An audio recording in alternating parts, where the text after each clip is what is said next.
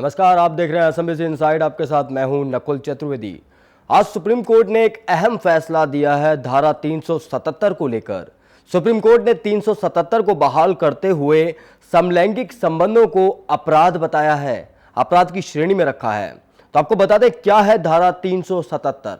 धारा 377 ब्रिटिश राज में बनाई गई थी, जिसके अंतर्गत किसी भी तरीके के अप्राकृतिक यौन संबंध स्त्री या पुरुष किसी के भी बीच हो तो उसे गैर कानूनी ठहराया जाएगा और एक उसमें सजा का भी प्रावधान है।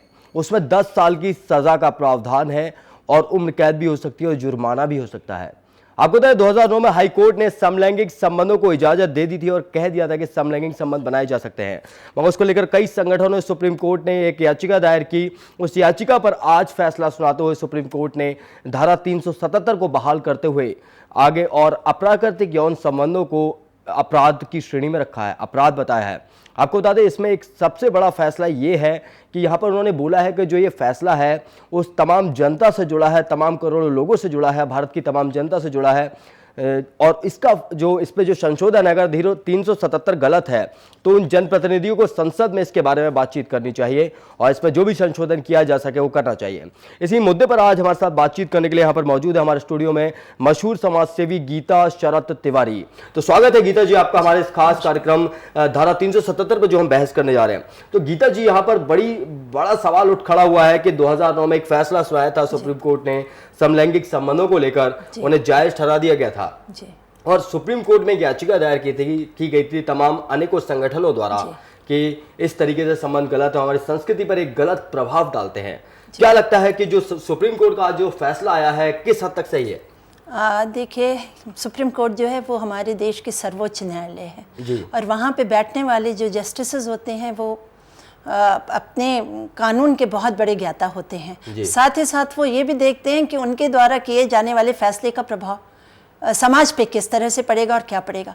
तो बहुत सी चीज़ों को सोचते समझते हुए उन्होंने आज ये फैसला दिया होगा और मुझको लगता है कि उनके द्वारा दिया गया ये फैसला समाज हित में है, क्योंकि अप्राकृतिक कोई भी चीज़ समाज को बहुत बुरी तरह से नष्ट करने के लिए जिम्मेदार होती है। तो इसलिए इस तरह के फैसले देने के पहले बहुत ही संभल कर, सोच समझ कर और इस तरह के फैसले दिए जाते हैं। तो मुझको लगता है कि वो सर्वोच्च न्यायालय है और उसका फैसला जो है उस पर हमको प्रश्न चिन्ह नहीं लगाना चाहिए। और उन्होंने बहुत ही अच्छा कहा है कि अगर इस पर और संशोधन की जरूरत है तो इसको संसद में ले जाया जाए और वहां पे विस्तृत चर्चा के बाद में इसमें संशोधन लाया जा सकता है। बिल्कुल, जिस तरीके से गीता जी ये फैसला आया है, यहाँ पर एक वॉइसेज अगेंस्ट आर्टिकल 377 एक संस्था है, उसने बोल दिया है कि धरना प्रदर्शन शुरू हो जाएंगे और ये शुरू हो जाएगा, वो शुरू हो जाएगा।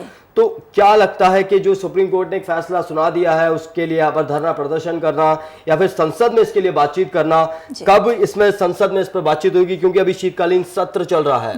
क्या अभी ये जो बड़ा फैसला है, क्या इस पर अभी संसद में बात होनी चाहिए सत्र में?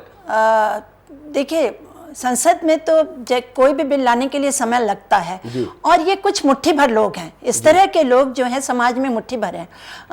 आप देख लीजिए कि इस तरह का एक भी बच्चा अगर घर में भी होता है तो उस घर को, उसके परिवार के लोगों को शर्मिंदगी उठानी पड़ती है, क्योंकि समाज इस तरह के संबंधों को बहुत अच्छी दृष्टि से तो कभी भी नहीं देखता है। एक छोटा सा उदाहरण दूंगी, ये तो समलैंगिक संबंधों की बात है। अगर हमारे घर की लड़की या लड़का किसी दूसरी जाति में विवाह करता है तो हम इतने पढ़े लिखे होकर आज भी हम उसको स्वीकृति बहुत मुश्किल से प्रदान करते हैं। तो क्या इस तरह की चीज़ों को, और फिर ये तो ब्रिटिश राज के समय बनाया हुआ कानून है ऐसा कहा जा रहा है। तो आप देखिए कि हम लोग बोलते हैं कि ये यूएस से ये कल्चर आ रहा है या यूरोप से ये कल्चर आ रहा है, तो ये वो लोग भी इस तरह की चीज़ों को बुरा समझते, अच्छा नहीं समझते हैं। बिल्कुल गीता जी, यहाँ पर जी समाज में एक दुष्प्रवृत्ति, इससे दुष्प्रभाव जा रहा है इस चीज का। बिल्कुल गीता जी, यहाँ पर हमारे इस फैसले के बाद, सुप्रीम कोर्ट के इस फैसले के बाद काफी लोगों की प्रतिक्रियाएं आई, आम लोगों की प्रतिक्रियाएं आई, वकीलों की प्रतिक्रियाएं आई। चलिए आपको सुनाते हैं। सभ्यता, परंपरा, मूल्य और हमारी सामाजिक संरचना की पूरी पृष्ठभूमि में देखें तो ये एक ऐतिहासिक फैसला है। इससे पूरे करोड़ों करोड़ों लोग पूरी दुनिया में जो बसे हैं भारतीय, उन लोगों में हर्ष की लहर दौड़ गई है। आखिर हमारी परंपराओं का, हमारे मूल्यों का सम्मान हुआ। दो बातें इसमें ऐतिहासिक और मैं बिंदुवार कहना चाहता हूं कि उच्चतम न्यायालय ने यह सही कहा कि इसका फैसला हाईकोर्ट नहीं कर सकती, इसका फैसला पार्लियामेंट करे। पार्लियामेंट यानी जनप्रतिनिधि लोग करें, जो करोड़ों लोगों की जन भावनाओं को यहाँ पर प्रकट करें। दूसरा सबसे बड़ी बात इसमें ये कही कि जो भारतीय मूल्य हैं, भारतीय परंपराएं हैं, अपनी आदर्श संरचना है जिसकी विजय पूरे देश में, पूरी दुनिया में मानी जाती है। हमारे पास भारतीय सभ्यता संस्कृति की जब बात होती है तो आदर्श परिवार व्यवस्था। तीसरी बात है कि यह हम शुरू से कहते आए, स्वामी रामदेव जी ने इस बारे में बार बार कहा कि यह homosexual relations are not natural, they are mental disease, और हम उसको ठीक कर सकते हैं, ऐसा स्वामी रामदेव जी ने बहुत बार कहा और करोड़ों लोग भी यही मानते हैं। सारे ऋषि मुनि संत परंपरा हमारी यही कहती आई है कि यह जो समलैंगिक संबंध है, होमोसेक्सुअल रिलेशन है, they are clearly a social and moral crime. Sir लेकिन जो होमोसेक्सुअल सुप्रीम कोर्ट ने आज अपने फैसले में दिल्ली हाई कोर्ट के जजमेंट को सेट असाइड कर दिया है और उन्होंने कहा है ये कॉन्स्टिट्यूशनली वैलिड प्रोविजन है और अगर यूनियन ऑफ इंडिया इसको अपने स्टैट्यूट बुक से हटाना चाहती है तो उनको अपनी लिबर्टी है। लेकिन जो दिल्ली हाई कोर्ट का जजमेंट है उस फैसले को सुप्रीम कोर्ट ने रद्द कर दिया है और 377 आईपीसी एक प्रॉपर प्रोविजन है और क्रिमिनलिटी जो उसमें इन्वॉल्व है वो रहेगी। फैसला प्रकट हुआ है सुप्रीम कोर्ट सर्वोच्च न्यायालय के बेंच से। उन्होंने ये कहा है कि दिल्ली हाई कोर्ट को जो फैसला था जिसमें धारा 377 गैर संवैधानिक बताई गई थी, वो फैसला उन्होंने रद्द कर दिया है। इसका अर्थ ये है कि दिल्ली हाई कोर्ट का जो फैसला है वो अभी लागू नहीं है। हमें पूरा जो दिल्ली हाई कोर्ट का जजमेंट है वो मिला नहीं है, सुप्रीम कोर्ट का जजमेंट वो मिला नहीं है, तो हम आपको पूरा बता नहीं सकते हैं ब्यौरे से कि क्या लिखा गया है। लेकिन जो अभी उन्होंने ऑर्डर बताया था खुलेआम कोर्ट में, वो ऐसे लिखा है, ऐसे प्रकट किया उन्होंने कि दिल्ली हाई कोर्ट का जजमेंट जिसमें के राइट्स को कानूनी बना दिया गया था वो रद्द कर दिया गया है। आप आगे भी इसकी लड़ाई रखेंगे? अगर ये फैसला हमारे खिलाफ है जैसे लग रहा है ऊपर से, तो हमारी लड़ाई जारी रहेगी। ये लड़ाई ख़त्म नहीं होगी, क्योंकि ये हक, मानवीय हक सिर्फ समलिंगियों के लिए नहीं है, ये हक सब पूरे देश के जो रहीवासी हैं, जो नागरिक हैं, उनके लिए है और ये संवैधानिक लड़ाई है। ये युद्ध जारी। तो कहीं ना कहीं यहाँ पर लड़ाई शुरू हो गई है गीता जी, और तमाम प्रतिक्रियाएं आनी शुरू हो गई। जब से फैसला आया है तब से तमाम प्रतिक्रियाएं आनी शुरू हो गई हैं। आप भी हमें अपनी प्रतिक्रिया दे सकते हैं, क्योंकि टीवी स्क्रीन पर हमारे नंबर चल रहे हैं। आप बता सकते हैं क्या धारा 377 बहाल करने का जो निर्णय है सुप्रीम कोर्ट का वो सही है? क्या समलैंगिक संबंध सही है? क्या समलैंगिक संबंध हमारे देश में लागू होने चाहिए? क्या हमारे देश की संस्कृति ये सब कहती है? या अगर देश की संस्कृति की बात की जाए गीता जी, यहाँ पे तो हमारे देश की संस्कृति तो बिल्कुल भी ये सब नहीं कहती। जहाँ तक हम अपनी पुरानी संस्कृति को देखें, पुरातन काल में विवाह संस्था जो बनाई गई उसका कारण ही ये था कि एक स्त्री को पुरुष की और पुरुष को स्त्री की जरूरत प्राकृतिक रूप से होती है और उसी से एक स्वच्छ और सुंदर समाज की स्थापना होती है। तो उसके बाहर निकलकर अगर हम कोई अप्राकृतिक चीज़ करेंगे तो निश्चित रूप से वो व्यभिचार की श्रेणी में आएगा और इस तरह से समाज में एक गंदगी फैलेगी। साथ ही साथ आप देख रहे हैं कि तरह तरह के यौन संबंधों के कारण में जो ये अप्राकृतिक होते हैं रोग फैल रहे हैं, जैसे एड्स का प्रचार बुरी तरह से हो रहा है। तो अगर हम इसको इस तरह के संबंधों को स्वीकृति देते हैं तो समाज किस तरफ जाएगा और किस तरह की बीमारियां हम समाज को उपहार में देंगे। तो इन सब चीज़ों पे रोक तो लगना चाहिए। और इस तरह के लोग जो हैं वो मुट्ठी भर हैं, वो पूरे समाज का प्रतिनिधित्व नहीं करते। तो ऐसे मुट्ठी भर लोगों के लिए इस तरह के कानूनों में छूट तो नहीं दी जानी चाहिए, क्योंकि इससे समाज में बहुत ही ज़्यादा गंदगी फैलेगी। बिल्कुल, कहीं ना कहीं यहाँ पर जो एक फैसला आया है 377 को बहाल करने का, जो फैसला यहाँ पर सुप्रीम कोर्ट ने दिया है, उस पर तमाम प्रतिक्रियाएं आ रही हैं और एक तरीके से अप्राकृतिक यौन संबंध जो धारा 377 बनी थी उसमें कहा था कि स्त्री या पुरुष किसी भी तरीके से अप्राकृतिक यौन संबंध बनाते हैं, चाहे वो किसी जानवर के साथ हो, चाहे किसी और के साथ हो, तो वो उसके अंदर सजा का प्रावधान भी है। 10 साल की सजा का प्रावधान है, उम्र कैद का प्रावधान है और जुर्माना भी यहाँ पर देना पड़ सकता है। जी, बात की जाए विदेशों की तो अभी कुछ दिनों पहले खुलकर एक बात आ रही थी, बड़ी मीडिया में उछली थी वो बात कि समलैंगिकों ने आंदोलन छेड़ा था वहां पर अपने इस रिलेशन को बनाने के लिए, शादी के लिए या रिलेशनशिप को बनाने के लिए। तो वहां पर तो ये सारी चीजें कई कई जगह चल रही हैं, बट इंडिया में, हमारे भारत देश में ये सभी चीजें कहां तक सही है? नहीं, वहाँ पर भी देखिए कि मान्यता के लिए बहुत से देश हैं जहाँ पर आज लड़ाई चल रही है, वहाँ पर भी कानूनी रूप से मान्यता नहीं मिली है इस तरह के संबंधों को। और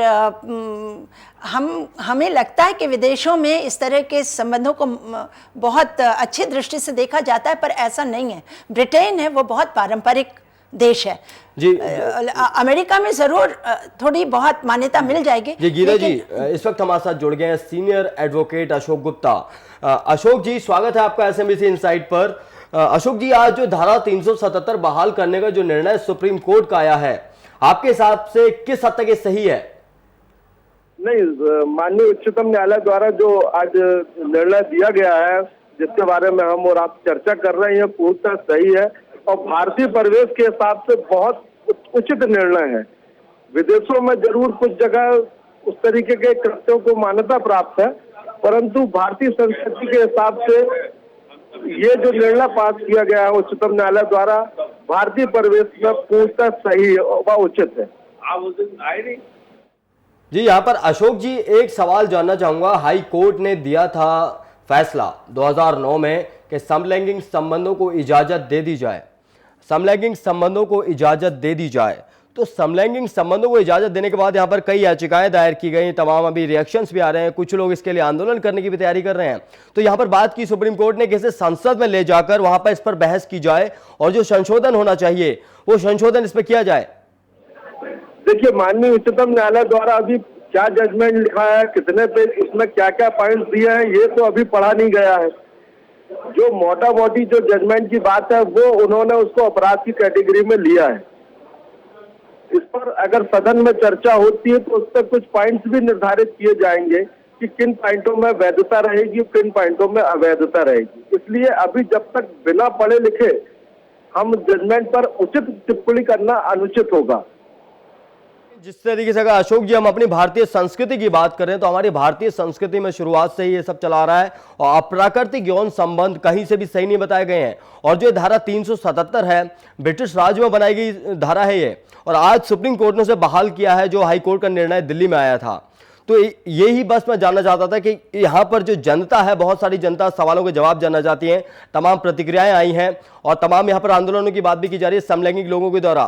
तो ये जो सुप्रीम कोर्ट का निर्णय है बिल्कुल सही है। यहाँ पर देखिए, मैं सुप्रीम कोर्ट के माननीय उच्चतम न्यायालय के निर्णय की भूरी प्रशंसा करता हूं।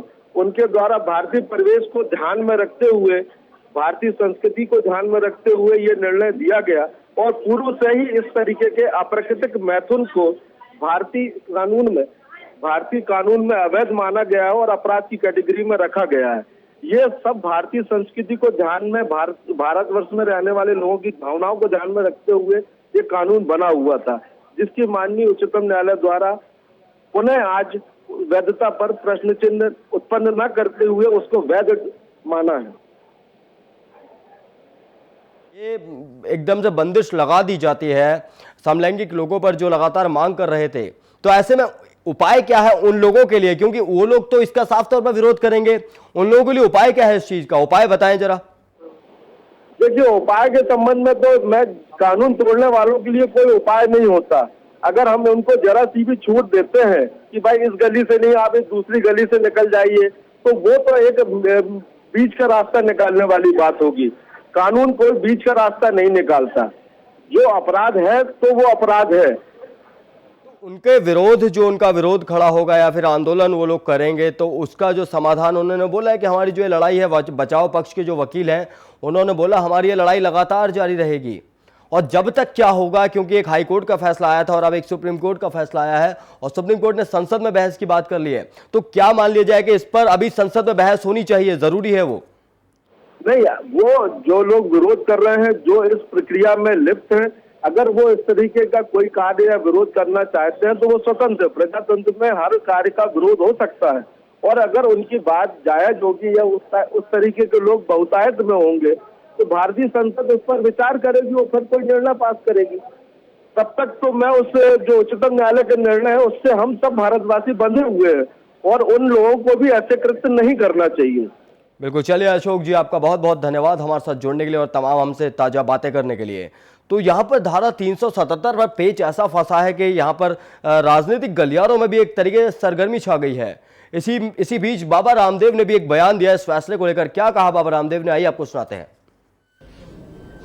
माननीय सुप्रीम कोर्ट ने यतो धर्मस्ततो जयः जो टैगलाइन है सुप्रीम कोर्ट की, उसी के अनुरूप देश के करोड़ों लोगों की जनभावनाओं का आदर करते हुए समलैंगिकता को गैर कानूनन घोषित करके उसको अपराध की श्रेणी में रख करके देश के हिंदू, मुसलमान, सिख, ईसाई और नैतिकता में विश्वास रखने वाले करोड़ों लोगों की भावनाओं का आदर किया है। समलैंगिकता एक अनैतिक, अमानवीय, असंवैधानिक कृत्य है। कुछ अविवेकशील व्यक्ति जिन्होंने इस अमानवीय, अनैतिक कृत्य को महिमामंडित करके कि ये हमारा संवैधानिक अधिकार है, ऐसा दुष्प्रचार करके देश में एक गलत वातावरण निर्मित किया था। तो बात की जाए, क्योंकि सरगर्मियां लगातार हो गई हैं और सरगर्मियां बढ़ती जा रही हैं राजनीतिक में, बाबा रामदेव ने भी साफ तौर पर कह दिया है कि सुप्रीम कोर्ट ने जो फैसला दिया है वो बिल्कुल एक अच्छा फैसला दिया है और इस फैसले का सम्मान करते हैं। उन्होंने साफ तौर पर कहा कि जो हमारे देश के करोड़ों देशवासी हैं, हिंदू, मुस्लिम, सिख, ईसाई, सबके लिए सुप्रीम कोर्ट ने एक बड़ा फैसला दिया है। और जो समलैंगिक संबंध है कहीं ना कहीं एक मानसिक प्रवृत्ति है जिसे खत्म करना जरूरी है, क्योंकि अगर वो प्राकृतिक होता तो फिर वो प्राकृतिक रूप में ही होता। यहाँ पर बताएं, और आंदोलन वगैरह भी शुरू हो चुके हैं दिल्ली में। बात की जाए तो कहीं ना कहीं यहाँ पर जिस तरीके से बात की जाती है, इस फैसले के बाद आंदोलन करेंगे और इस लड़ाई को लगातार जारी रखेंगे।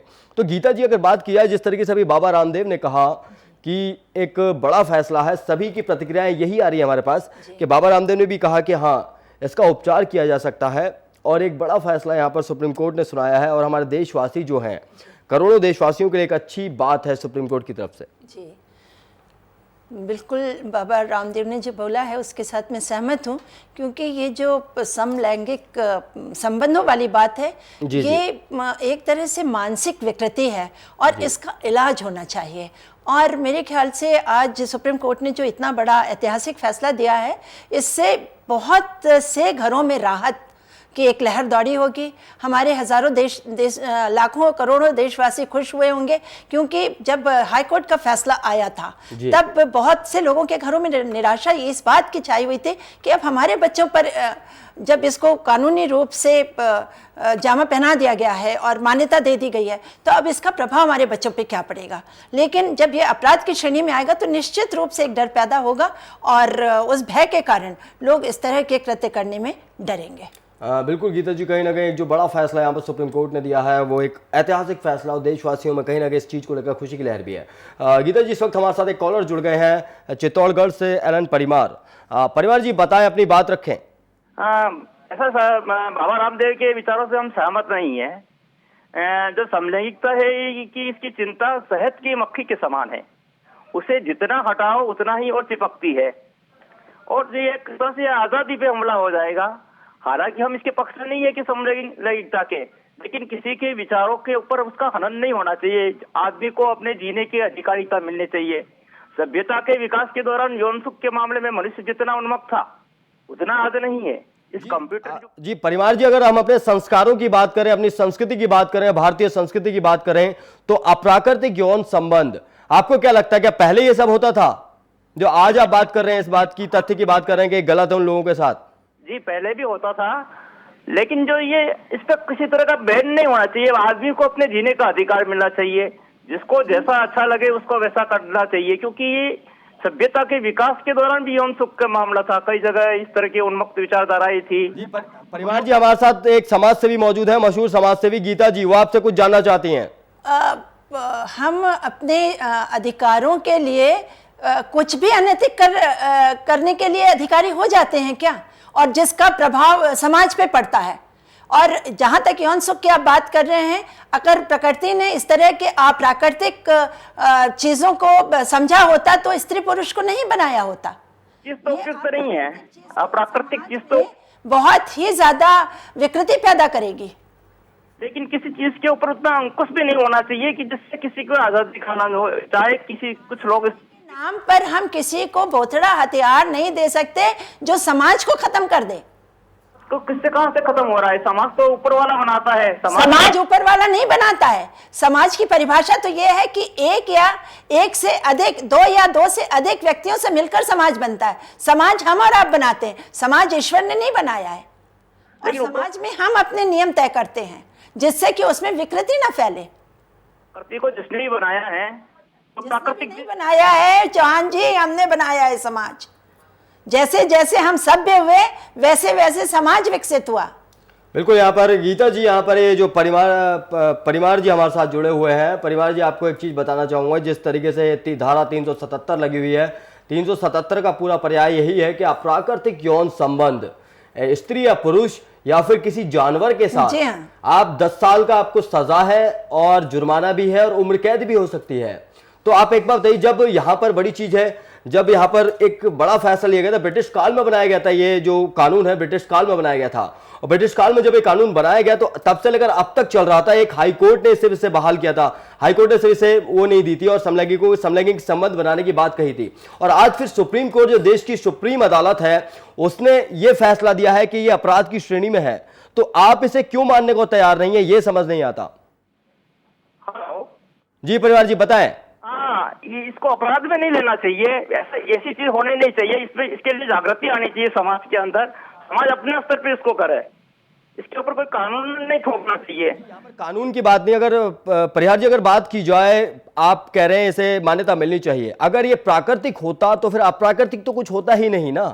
अप्राकृतिक क्यों बनाया गया? अप्राकृतिक जो चीज प्राकृतिक है, इससे बड़ी बीमारियां फैलती हैं, एड्स जैसे रोग फैल रहे हैं लगातार, उनकी संख्या बढ़ रही है।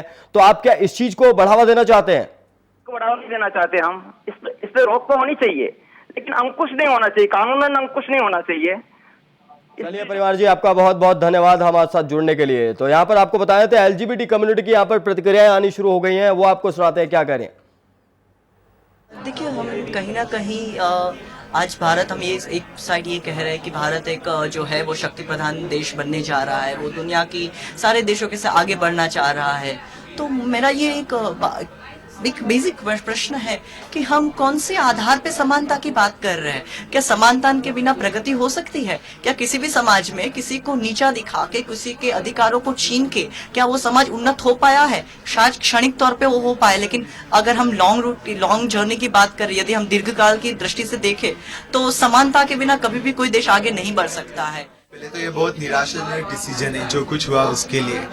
दिल्ली हाई कोर्ट ने बताया था कि 377 ये अगेंस्ट है मूलभूत हकों के खिलाफ, और अभी सुप्रीम कोर्ट कह रहा है कि ये इलीगल है। तो आप ही बताएं कि हम जिए कैसे। I think as a world's largest democracy today, the Supreme Court has put India in the same league as Uganda, Saudi Arabia, Iran, Russia. So the decision is in their face. We have moved into the 18th century. हमें काफ़ी निराशा हुई है ये judgement सुन के, but हम अपनी लड़ाई जारी रखेंगे।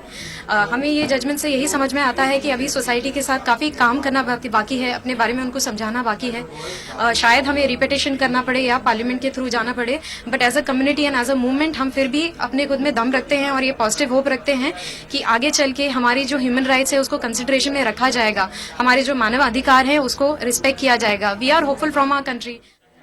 देखिए,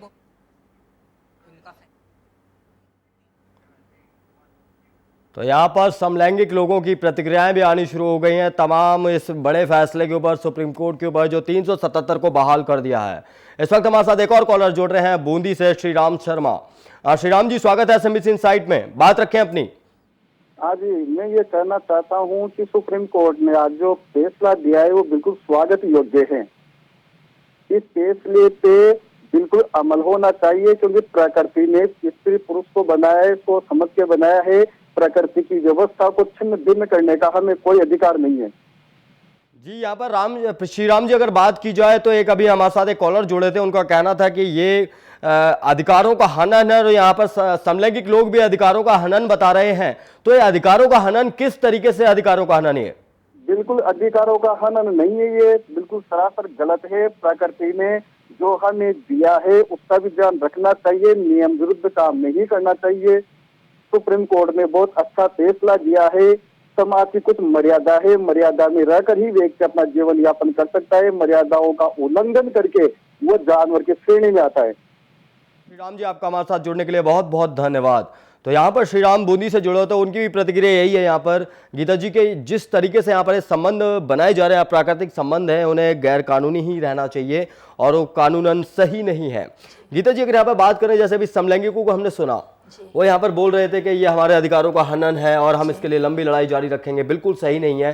क्या यहाँ पर अप्राकृतिक यौन संबंध बनाना जरूरी है क्या?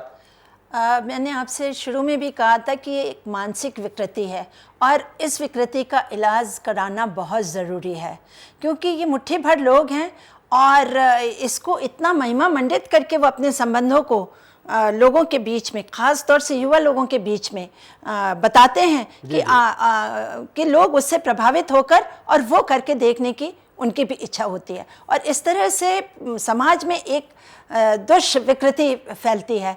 तो ये मानसिक विकृति है और इस विकृति का इलाज होना चाहिए, ना कि हम उसको प्रोत्साहित करें। चलिए गीता जी, यहाँ पर कहीं ना कहीं हमारी जो एक बड़ी बहस चली है इन सभी मुद्दों को लेकर, और वो कहीं ना कहीं अब देखना होगा कि आने वाले समय में क्या होता है, क्या समलैंगिक एक बड़ा यहाँ पर वो करते हैं, लड़ाई करते हैं और क्या सुप्रीम कोर्ट के फैसले को हमारी चुनौती देते हैं। गीता जी, आपका हमारे स्टूडियो में पधारने के लिए बहुत बहुत धन्यवाद। हमारे साथ इस बड़े टॉपिक पर बातचीत करने के लिए आपका बहुत बहुत धन्यवाद।